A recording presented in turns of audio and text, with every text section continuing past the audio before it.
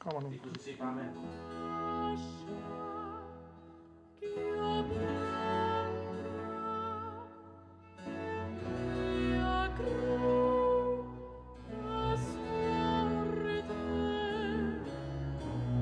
Vi vil lave nogle tests af nogle forskellige måder at filme på. Vi er ikke helt sikre på, hvordan det skal se ud. Filmen må gerne have en lidt kaotisk stil, så derfor så prøver vi alle mulige forskellige måder, man kan manipulere med billedet på, uden at det ses.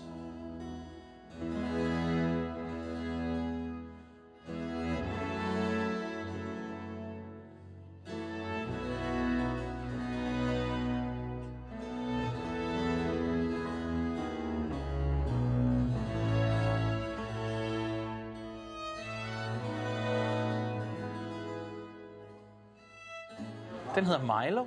Den kommer fra Sverige. Den er bygget i England. Den gør det muligt for os at bevæge kameraet i rummet, fuldstændig styret af computeren. Og den kan så flytte sig selv i forhold til kameraet, uden at flytte kameraet, eller omvendt flytte kameraet rundt i rummet, så vi kan få det ind og ud af computeren og bearbejde. Så til sådan en test som det her er det et fantastisk instrument.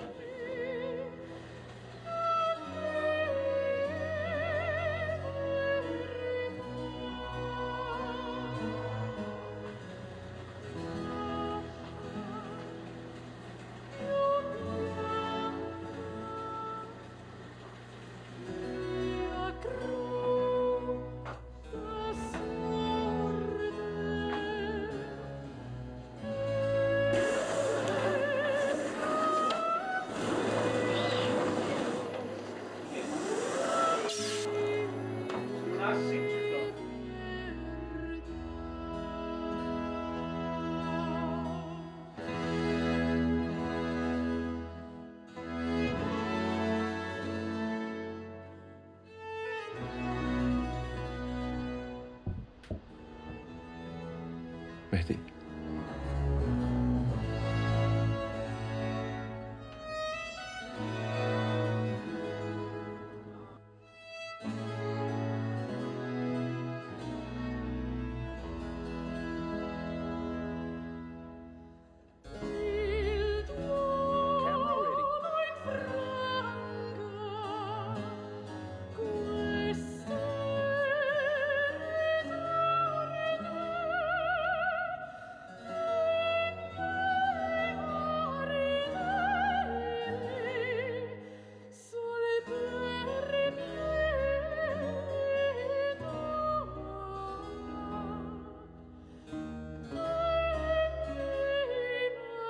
Jamen, jeg har de store forhåbninger til, at det her bliver fantastisk, men jeg ved ikke, hvor meget jeg har at have mine forhåbninger i. Det er jo så vist sig. Hvad er det? Hvad er det? Det er. Jeg har slet ikke lagt mærke til, at der var det i, tror jeg. Jeg vil gøre, de skriger.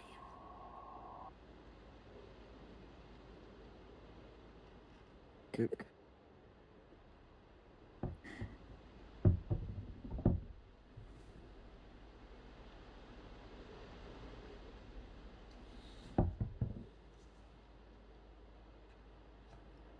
De skal dø. Hvad mener du? Hvert 100 år, hvert 300 år, så er der et, der bliver sådan. Kun et. For hvert 100 år. Der får lov til at leve et. Hvis de endelig slår ro, så kvæler de hinanden. Alligevel. Det er jo også derfor, de skriger sådan. Skriger de?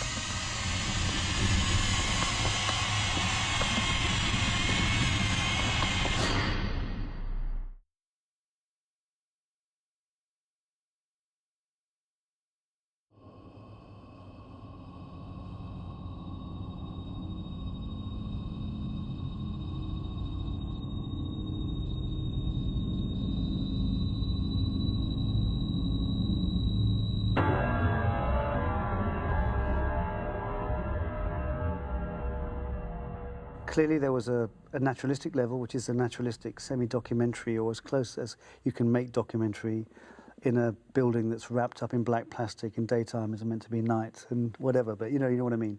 Naturalism. Eden was the catalyst that triggered your fear. You jumped to conclusions and tied the emotional event with the place. When you feel threatened, it's natural to react. Then you've got the visualization scenes, which are the beautiful monumental scenes.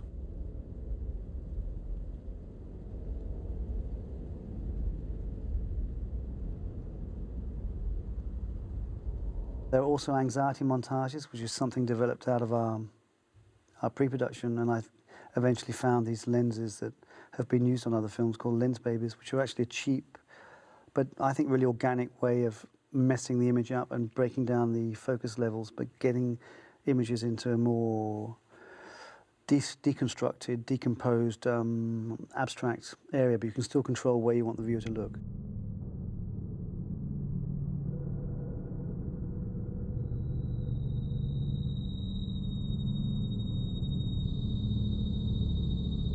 We have transition from handheld to linear movements, which we have a kind of underlying philosophy about why we do it. But basically, technically, it means the camera has to move from a slight simulated handheld movement, which Peter York will be able to tell you about, but which we simulated on my body movement, and then going into an absolutely smooth movement towards whatever we're pointing the camera at.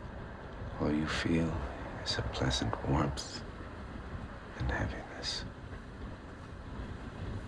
Your breath is deep,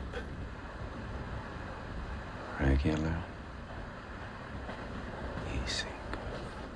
It's high-speed shots. We shoot, generally the film is shot on a red camera, 2 red cameras, but it's also shot on a phantom camera, which is also digital, 2K digital camera that can capture up to 1,000 frames a second as opposed to 24, 25 frames a second, which is a complicated setup. You have to have a special operator in, it's a special camera, but it creates these extraordinary images which you see in the black and white in the beginning, for example, when you slow down film time to exactly the speed of the last monster.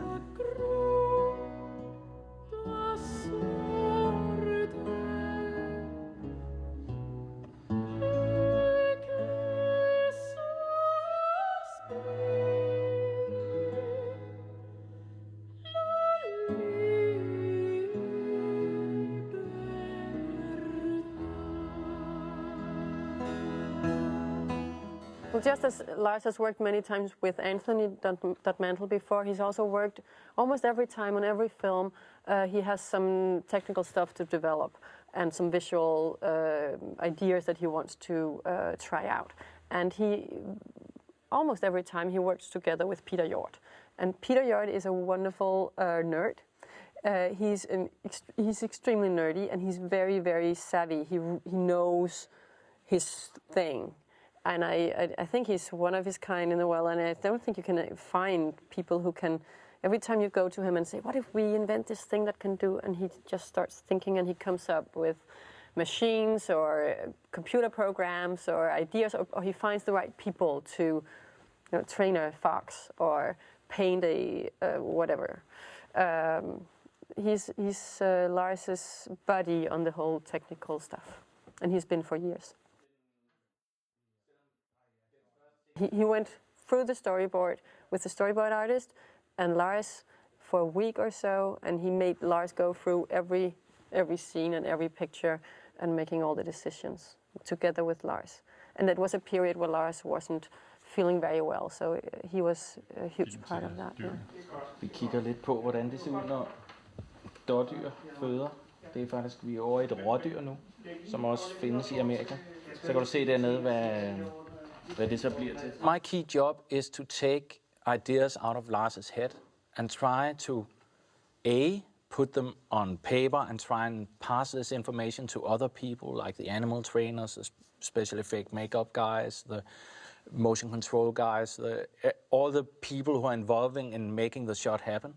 Because if Lars was supposed to give this briefing to everybody, he wouldn't be doing anything else than talking to all these people. So we have like a way of communicating, and we use the sketches for that because it's very easy to talk from a sketch and then break it down into the different technical solutions. The famous Disney deer Bambi was really a roe deer in the original story. Okay. Disney changed Bambi's species to the white-tailed deer because too few Americans would know what a roe deer was.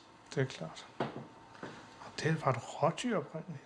Peter Hjort I worked with for a long time also, and we done a lot of special effects, computer design stuff. We started working together on Dancer in the Dark, and yes, extremely loyal and very, very good. I would, if it hadn't been for him, there was a lot of these things that couldn't have been done. So he's a good man. It's the last resort, when you go to him and he can, do magic to the images. The funny thing is that there's some shots that he can tell you on the first day of sketch drawing how it's supposed to look, and he can even do a rough sketch, and down to every little detail he can tell you this is how the shot should be. And it's very seldom that it's that we deviate a lot from that. We worked with a little bit of storyboards and stuff, and then we did a test, which was very important. And we tried to do something, just a small part of the film, but with the real technology at full resolution, as a real film shoot, and even with real actors, even really good actors that have a psychology like the actors that was anticipated for the final film.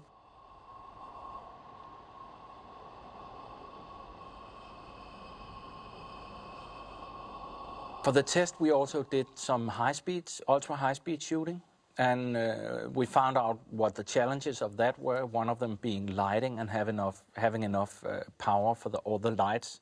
A simple thing like that was really complicated for our test because we were in the woods and we needed a lot of power, and we had generator trucks burning out in the middle of the shoot because we were putting so much light on the scene that the generator stopped working.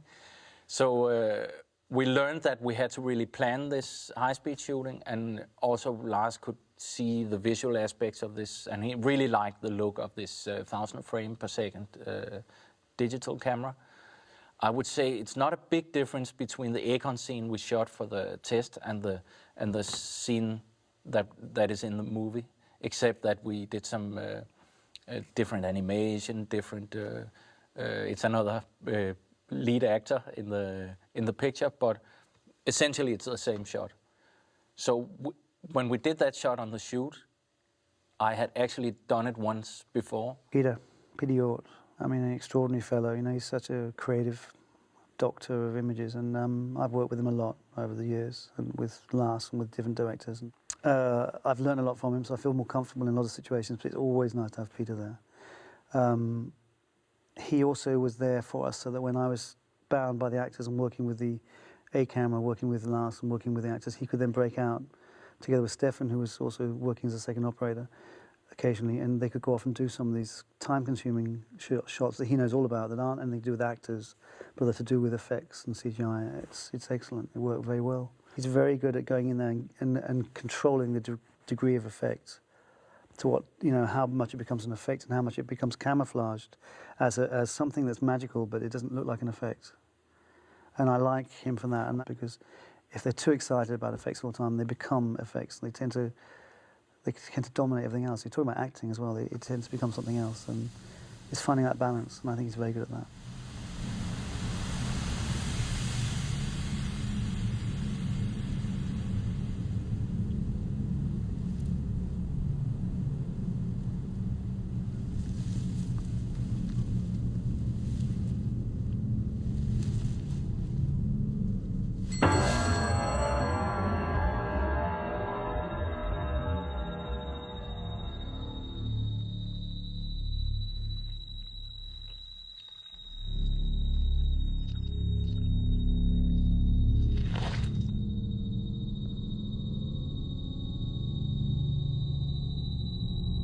Chaos reigns.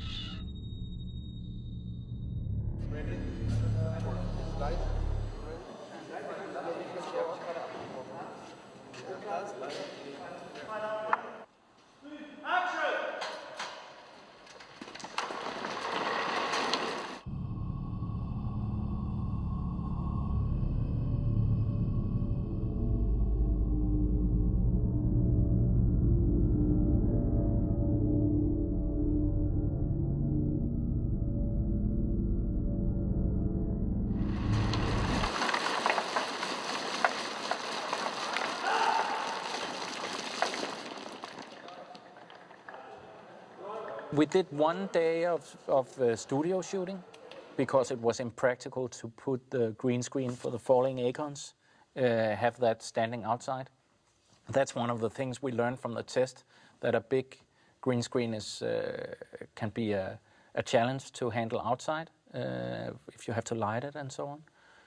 And also we did this shot with the naked men on a green screen and some other small elements.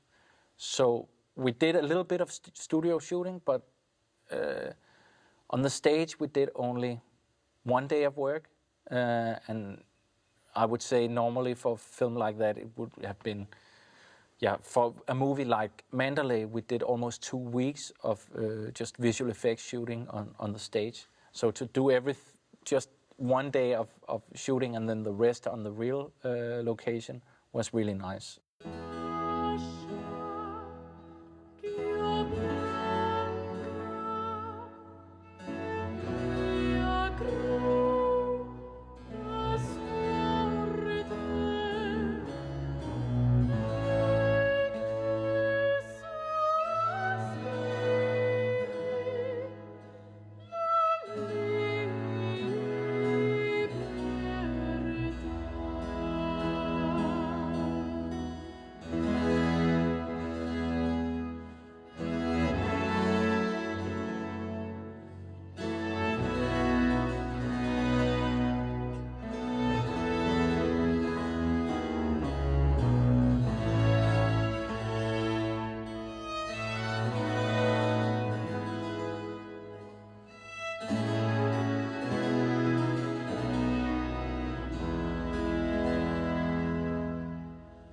I've been mentally much weaker on this film, and that means also that the picture side of the film is not as precise as I had wanted it.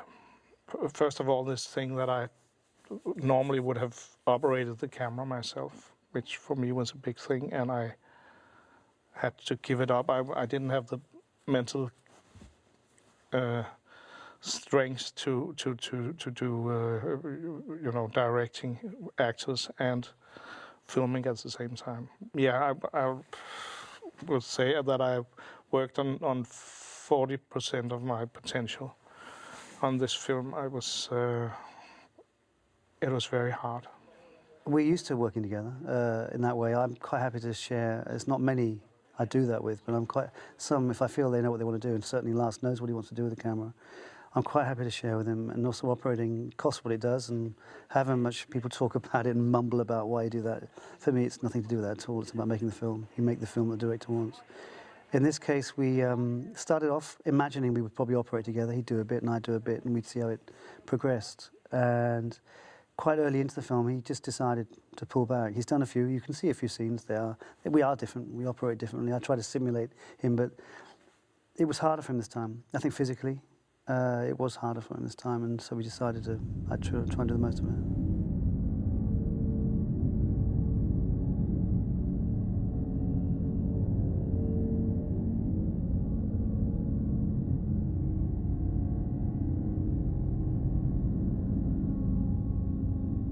Always the same with Lars. He'll have an idea that may seem simple, or that's great, why didn't we think of that before? And it's quite concise and clear what he wants. And then when you start to develop it, and together with people like Peter Yord or Stefan or the people that support me, and together we sit down and try and work out how to do it, invariably his ideas need really sophisticated solutions. But that's the fascinating thing about it.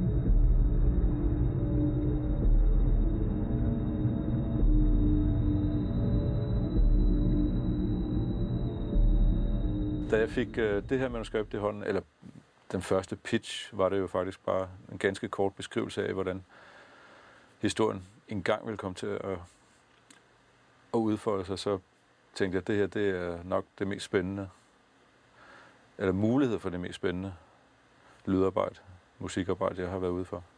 Vi har prøvet at finde en anden måde at lave en gyserfilms lydside. Det er jo heller ikke en rigtig gyserfilm, kan man sige, men vi vil prøve at finde en måde at skabe ubehaget, som ligger i historien og hele det her psykologiske lag. At tingene er bare forkerte, og det presser en. Det vil vi lave med en blanding af lyddesign og en form for musikalsk underlægningsmusik, som kom til at bestå af ikke-instrumenter. Instrumenter, som vi selv har gået og opfundet. Det er simpelthen...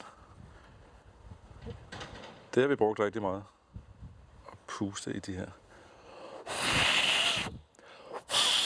Både når de kan og ikke kan. Nu går det rigtig skidt i dag her. Det er... Konditionen, vi satte op for os selv, var, at vi skulle bruge organisk materiale. Vi må bruge sten, vi må bruge vand, vi må bruge stemmer. Så gik vi jo i gang med at samle alle mulige mærkelige ting ind. Vi havde det her, vi havde dagens lyd, så vi mødtes en halv time hver dag, mig og Lars, og det gjorde vi et par måneder, hvor vi så simpelthen slog på en sten, brækkede nogle grene, skurede med sten mod sten, fløjtede i bladstrå. Der har vi så en af de gennemgående lyde, vi har brugt som... Det er en kombination af en masse... I virkeligheden en masse, blade, som vi har stået og blæst i forskellige typer. Og så har jeg loopet dem og lagt dem sammen til en lyd, men så blev den samlede lyd, kunne man lægge i forskellige lag.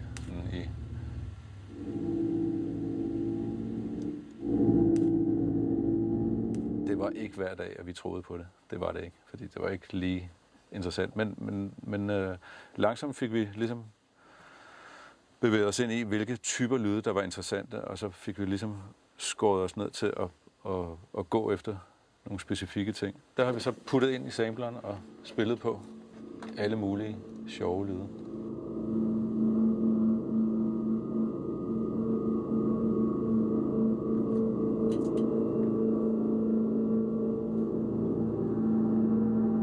Det her, vi lige sad med her, var en enkelt lyd, som jeg har lavet med hestehår og hen over nogle tynde grene, som så i virkeligheden er sådan meget, meget høj lyd. Den originale lyd er oppe i den der ende, og når man så tager den langt ned i nogle oktaver, så bliver det noget mere så dystert. På et tidligt tidspunkt snakker vi om at optage kroppens indre også. Så der havde jeg gang i at sluge en lille mikrofon, få den godt ned i her. Så det ubehag, det gav, og de bevægelser og de lyde, der er derinde, har jeg så optaget og samlet også. Men det behøver egentlig ikke at blive kørt så meget ned, fordi det virker ret effektivt og ret ubehageligt i sig selv. Det lyder, det er jo sådan strømmende blod, og man har en fornemmelse af åndedrættet, der ligger og kører i baggrunden, som jeg så har brugt i for eksempel visualiseringsscenen, hvor hun hopper tilbage eller hvor han taler hende tilbage. Imagine you arrive at Eden through the woods. Tell me what you see.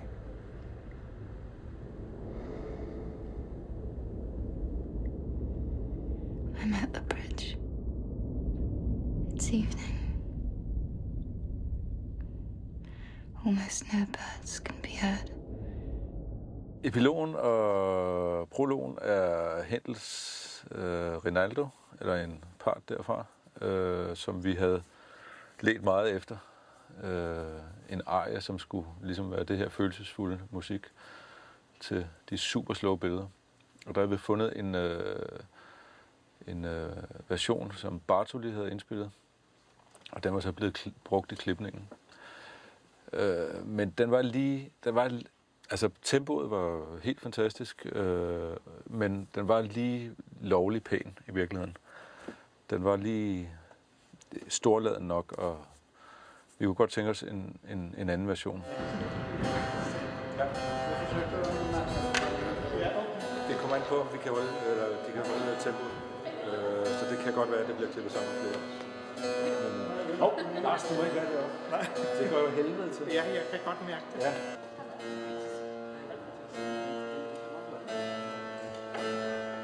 Jeg er nødt til at være lidt høflig, når der er kamera på. Selvfølgelig. Det er det. Vi fandt en metode, hvordan vi kunne finde, eller få optaget det med samme tempo. Altså, vi lavede et click track, som fulgte. Altså, det er et meget rubato, sådan et, klassisk stykke, så det går lidt op og ned i tempo, så man kan ikke bare finde, hvad tempo det går i, og så indspille det der. Så vi lavede simpelthen et flydende click track, der sagde op og ned i tempo. Og det havde Bjarte så i ørerne, så han kunne dirigere orkestret, så det ramte samme tid og på de samme cue-punkter, som i den version, vi havde brugt i masken. Så det var en veldig skizofren oplevelse, hvor man virkelig opdager at hjernen er delt i to. Jeg synes men det var en stor og flott utfordring, men det gikk super. This was the first time. How does it feel? It feels okay, but I mean, I guess it feels more roboto because it's not our own roboto. Yeah, that's it. It's not our own roboto. Not yet. Men det bliver lidt stift, når man spiller. Det var vi godt klar over. Så til sidst så bad Bjarte om at få klikket væk, og så prøvede de at lave en version uden klik. Og der havde de simpelthen spillet det så mange gange med klikket, at de faktisk ramte det ekstremt præcist i forhold til, hvordan den originale version var. Så det var jo virkelig fantastisk. Men hvis vi var raskere, skulle klikken helt svart. Nå, i den fri, eller hvad? Ja, jo. Og så gjør vi simpelthen sånn at du så det kan starte. Tæt på. Ja, så det starter riktig, og så har jeg en liten referanse, men jeg forsøker at være fri. Ja, simpelthen.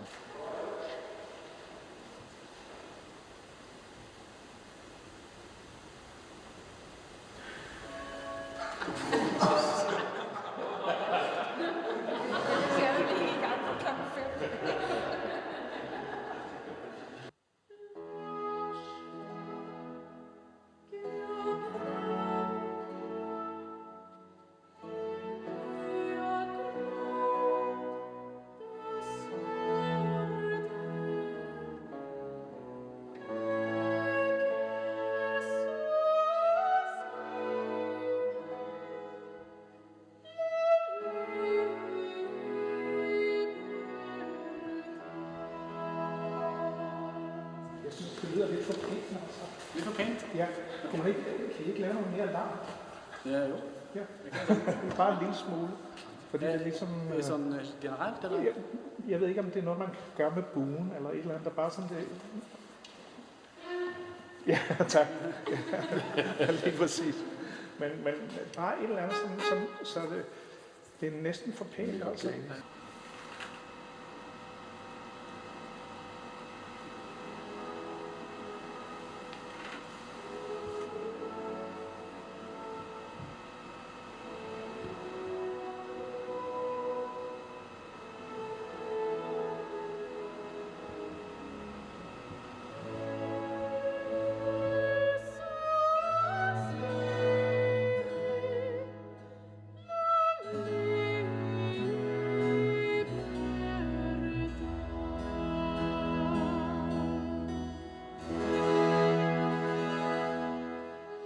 Efter jeg snakkede med Bjarte, violinisten, som havde set det, fik jeg indtryk af, at han var meget, meget rystet bagefter.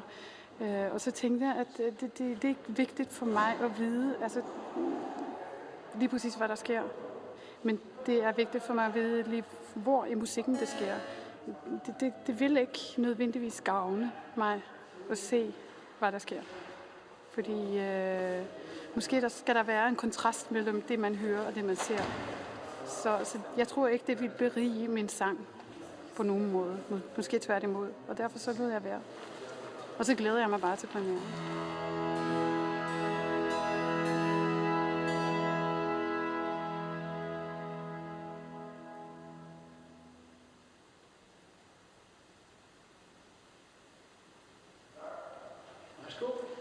Der sker alle mulige unævnlige ting. Ja, lige præcis. Ja. Og så tænkte jeg bare, jeg er jo mor til 2 børn og sådan noget, så jeg er en startsjæl. Så kan du sagtens tage det, hvis du er mor til 2 Nå, børn. okay.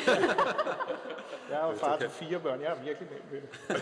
Det er kun de barnløse, der er sentimentale. Ikke? Nå, okay. Så det er ikke så smidt. Men det var ikke det, Bjarte sagde. Hun har jo en fantastisk smuk stemme, så hun indgik jo i vores score sampler. Du kunne lave fra så dybt du kan, uden at anstrenge din stemme. Bare et Ja, og så tage en kvint op, indtil du når til dit der, hvor du synes, nu det bliver for højt. Ja, præcis.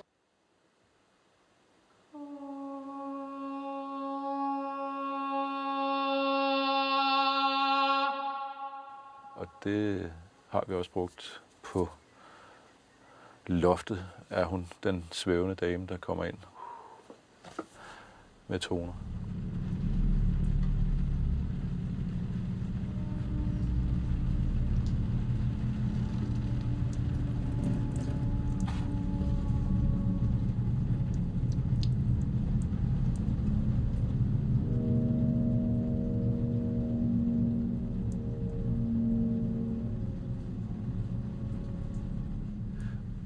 Den største udfordring ved at lave det her lydarbejde har været ikke at ramme en kliché for tydeligt, sådan så at man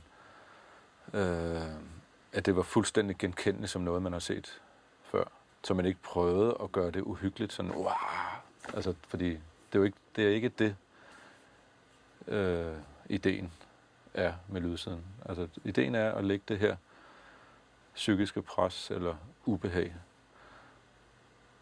Og det synes jeg, der er less is more.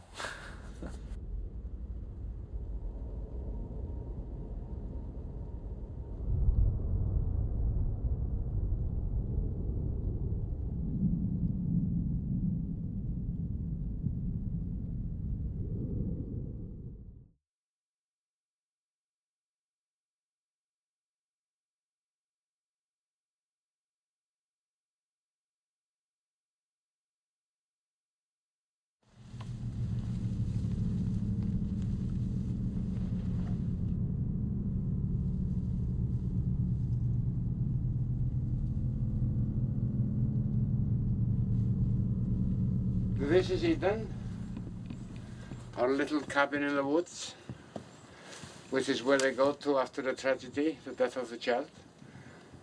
And this is a cabin which is actually 100 years old, and I found in Norway, and this took it apart and transported it here. You want to come inside? Callie, I worked with Callie also since Dancer in the Dark. I think I worked with him early on. I made a lot of films with Callie, and I'm very happy for his work. He can, with very little, he can achieve a lot. Lars, are we still looking loosely for what could be any scene? Or are we thinking? Yeah. But right now, I think this little opening in the woods could be here. Okay. The reason why it's they have to kind of be different, all the locations. So that's why we have to sit also, look at some pictures and say, how are we going to model this? Yeah. To find the spot, which was very difficult. You shouldn't think it was difficult to find a spot in the forest where there's an oak tree, but it was. And we went for many location scouts, and we ended up finding this place without the oak tree. So he built the oak tree, but only the lower part. The rest is done in CGI. The location for the cabin we scouted extensively because we needed a very distinct layout, and it all had somehow to fit together. And I think we looked at about, I don't know, 25 different little patches until we finally found this one. The good thing about these cabins, they are almost like a kit, you can say, because all the locks are numbered, and we just put it on a truck, drove it down here to Germany, and put it up very quickly. First of all, it was expensive to build a new one, but you can't give it the patina, that it gets from being a real old hut. No, that was a very good idea. This is the bedroom. This is an extension we actually built to the original cabin. So we had a little more space to film, and it also called for a separate bedroom in a way. This was a wall, and this was like two rooms, and we cut up this opening here. I became afraid, and I stopped writing. What was different the last time? You can say the veranda is typically American. It gives it a little bit sort of a cowboy style or a western style. And usually in America they use round logs, and our logs are square, but I thought the guy who built it was a Norwegian immigrant. So he sort of built it a little bit, which I'm sure they did, in his own style.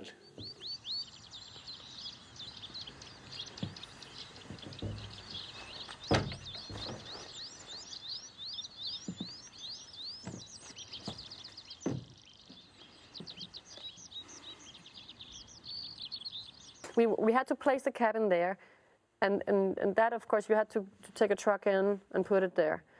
And the nature had to grow around it. So we had to place it there in the winter, and then came spring, and that's when all the nature is supposed to come up around the hut, the cabin, and it started doing that, and then suddenly I got this phone call from my German co-producer saying, we have trouble. And I was like, oh, what is it? It's a bird. It's nesting very, very close to the cabin and the location that we had spent months finding. We have to shoot somewhere else because you're not allowed to be within a radius of 1,000 meters of this bird nesting. So what I did was I sent Lars in his camper to Germany again to go on location scouting that same weekend and found another spot. This stupid stork that suddenly decided to build a nest where we had just made a road to take in the hut. So, but we found another place, and there were no stork, or anyway, no stork that we saw. So.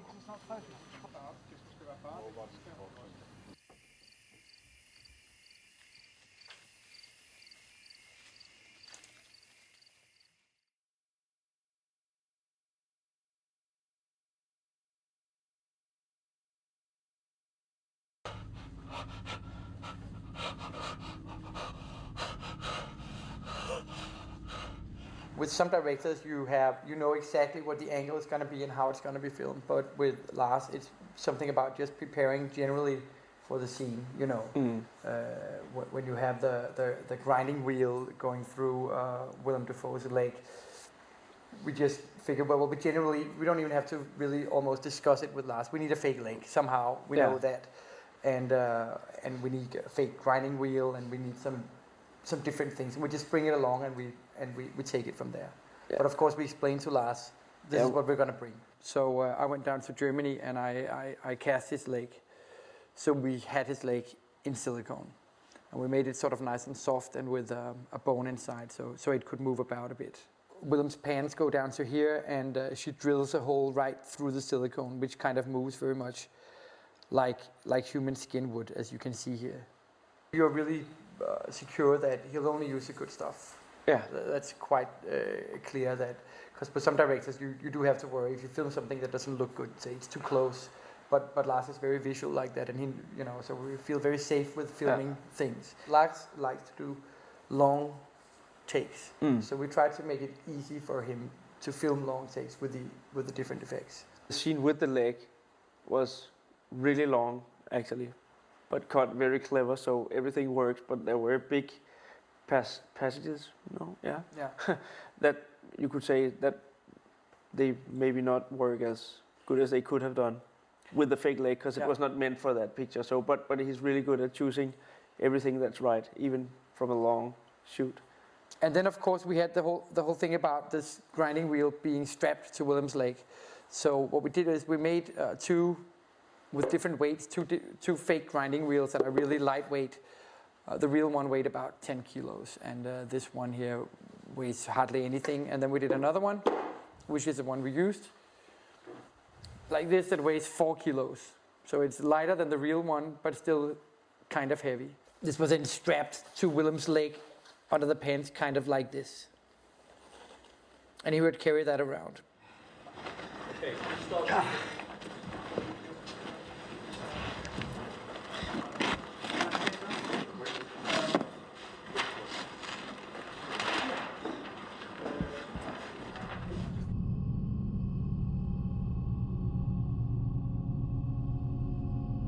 We had a lot of stuff with the deer. Yeah, and a lot of talk with the animal trainers about how we could attach this fake features to the real deer. He had a lot of requirements about how we could, what we could put on. How heavy it could be. And yeah, I think it was 1 kilo max. Yeah. And he was training in Prague somewhere, I think, with this deer with... It was a Kermit a harness with a frog. Actually, maybe not Kermit, but a fat frog in a way. Yeah, a toy frog. And it was, he sent these scary photos of a deer with a harness and a toy frog in it. Yeah. So the animal could get used to carrying something around. And of course, when we got there, the deer still freaked out pretty bad. We ended up using a nylon stocking to put the animal in, simply because it was very strong and it would hold well, because the deer would jump a couple of meters into the air when it got it on, so it had to be pretty strong. And this was secured to the harness, and the rest was fixed by Peter Hjort digitally afterwards. So the important thing for us with this was that the head sort of could swing like this, so that when it ran, this would sort of swing about. And that you really do see in the film, that the head is swinging like this.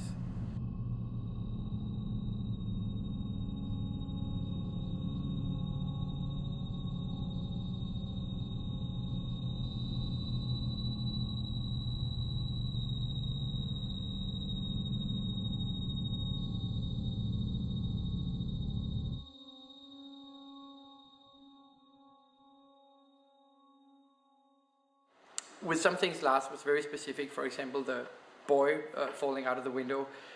He wasn't interested in getting a very articulate, realistic doll with a realistic face that looked like his. And for that, he was only interested in getting something for a very wide shot that could work on a distance. So the head and the hands and the feet for the baby doll was just like a mannequin. Yeah. And the only thing we worked on there was getting a realistic body that could move realistically. This is the dummy we made of the boy that falls out the window, and it's not a very exact doll. The head is very bad, and it's basically just made to sort of move like a real child would, so it can sort of fall in a realistic manner.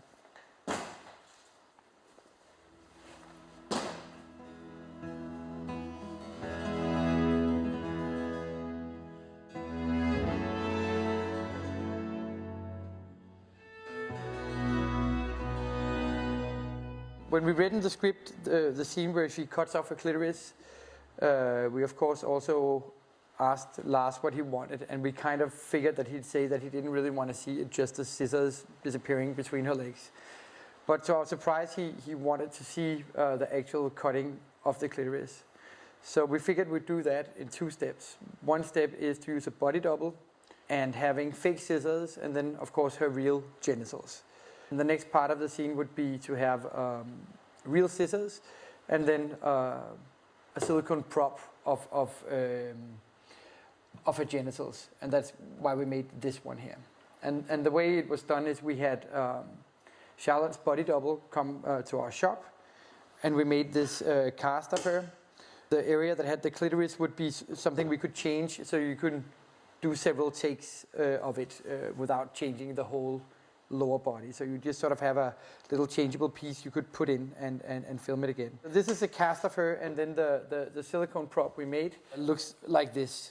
And that was what was used. Then when they were filming it, they were sort of moving the legs about a little bit like this. And also the piece would have blood tubing, would have blood coming in here, so blood could flow out, of course, when she cut. Anything where we have been involved is intense to watch, but in a very different way than it is for other people. Because we always sit and just look at our own effects and how they work. It's a little difficult you sort of look for the mistakes and what you could have done different. So in that sense, it's the scenes that involve our effects are always a little difficult to sort of separate yourself from the work you've done and just watch it. So I was just looking and thinking, cool lenses, and that it worked. That was really. I'm sorry. I wish I could have felt different, but that's the way it is. It's our work, and it's the first time we see it. So the premiere is not a time to sort of take the film in as a film. And also I would say that I think that we're probably the only people who really watched the cutting of the clitoris, because we were watching how did it work. Everybody else were going like this, but not us. We were watching.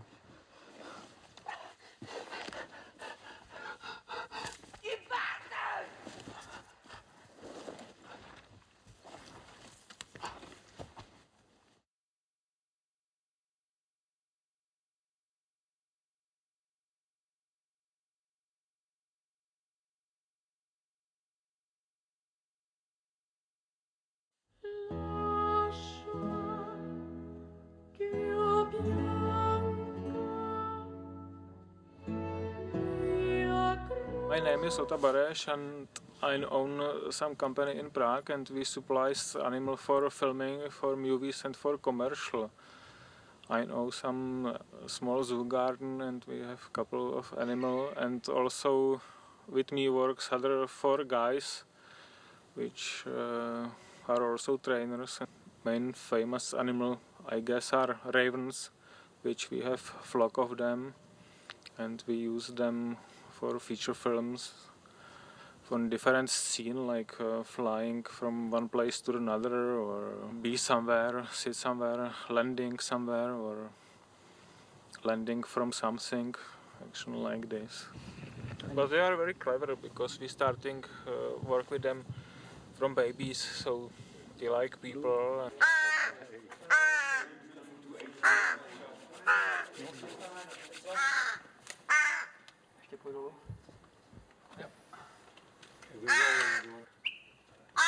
No name. Zap. No name. Coño. Coño. No name. No name. No name.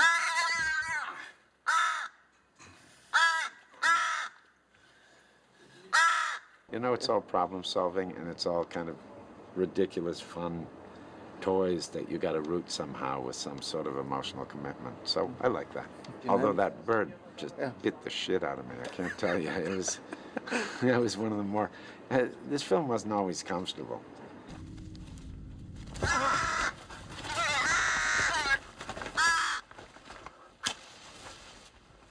That's a big challenge for me, for us, because there are 3 animals, like birds, crow, fox, and deer, and they should be together. Specialty deer, which should have some stuff on his back, which was a big challenge for us.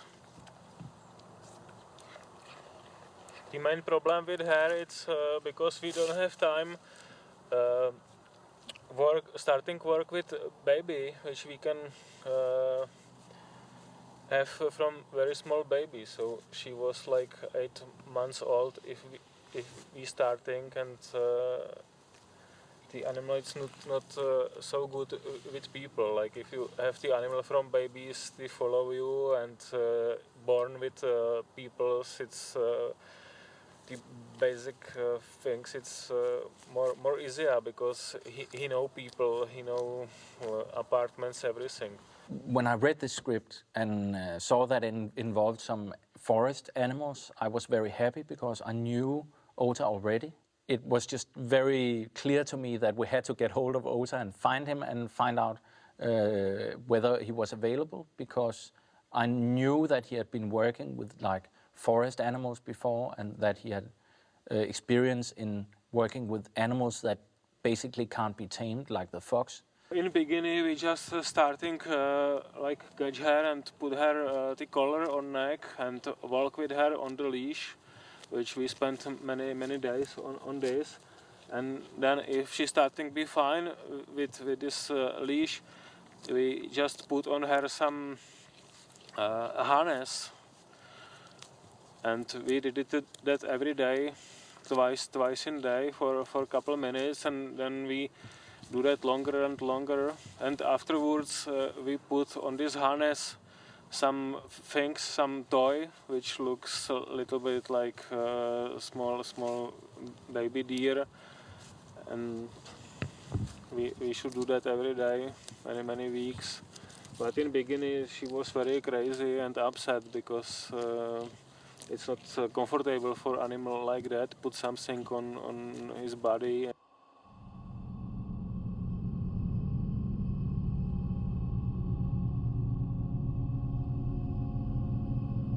Yeah, but in practice, it was Peter Hjort who did most of the work with the animals, and he was a good friend of Otis, and they worked tremendously.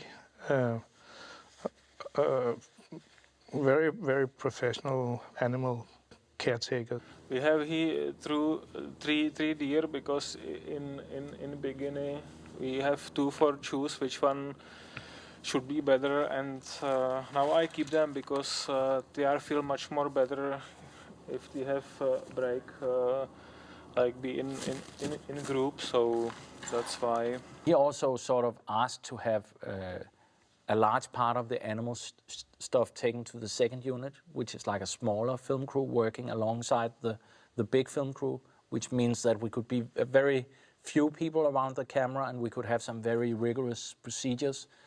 It depends with what kind of animal, like for example with ravens or crow on this project, it's important not to have food and drinks on set because they know that immediately and will eat everything, and because we did all this action for food, so it's important for us keep them hungry a little bit.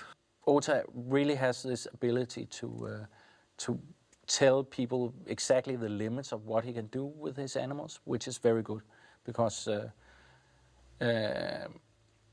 some people may want to appear professional, like I can do everything with these animals, but Ota is not like that. He's more like the opposite. He's a professional because he says, there's no way I can do this with my animals. And then you work your way to a solution.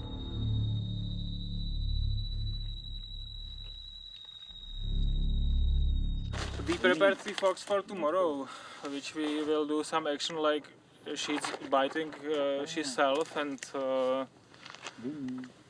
so we should keep her a little bit hungry. So we train her a little bit like a cat. She's trained for buzz, and she can stay, sit, but it depends how hungry she is. If it's too hungry and prepared for buying itself, it's more aggressive and wild. For this movie, we have prepared some pieces of beef, and we put the meat on his legs. Below this, then you can see it, and she's starting bite that, and we put on her also some artificial blood, and that looks very good. So.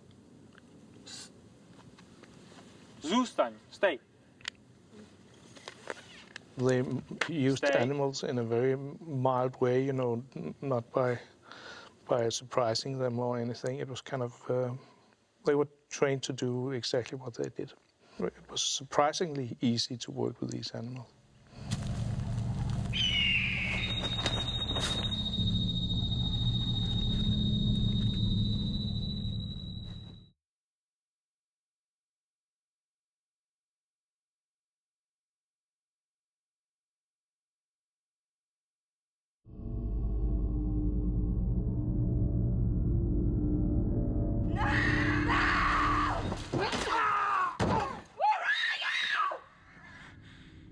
They needed me to compose a proof of the evil nature of woman. It was an indictment of the female nature, drawing on any source from Western civilization going back in time. Our job was to find the worst examples of material that at a certain time had been used in witch hunts, for instance, and all the negative things that have been said about women, which is not so easy to find because there are a few, yeah, of course, horrific examples where the witch hammer, which is a book that was written by some Catholic priests on how to interrogate and to torture and to find out if these women had, a connection to the devil, which, of course, for me is, I think, as ridiculous as for anybody today. Of course, you can also do the opposite. There are also a lot of stories about women being the good and men being the evil. Here we chose to go that way because it was the female character's subject in her thesis that she's writing up in Eden. So we needed pictures and we needed fragments of text, and we had I think a historical research done. We had a journalist who did some research for us, and we had an assistant working very long on the subject. Satan's church. Satan, Jesus. Nature is Satan's church. This kind of research is best to do by going backwards, step by step. I started out with the more modern sources I could find, and then I got quotes from earlier sources, looked into them, started moving backwards, finding more and more.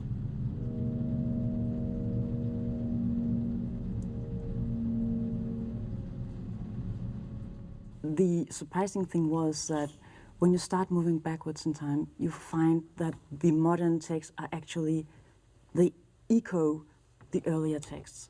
It's like a deep stream of the same kind of ideas about woman and the evil nature of woman.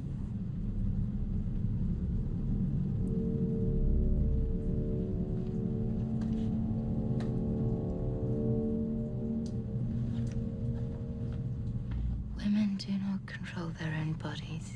Nature does. I have it in writing in my books. I pick up a story or some research material that is provoking me. That means that all this witch material is, of course, provoking me because for me it's nonsense. But I liked it to be in the film because it opens up a discussion, and I'm trying to do it as convincing as I can.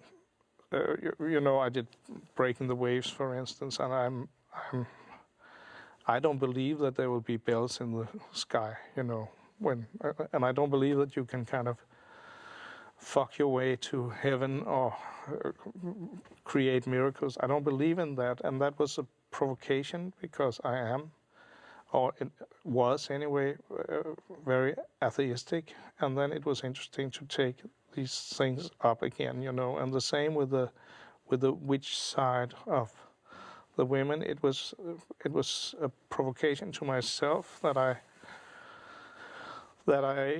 I used this theme in the film.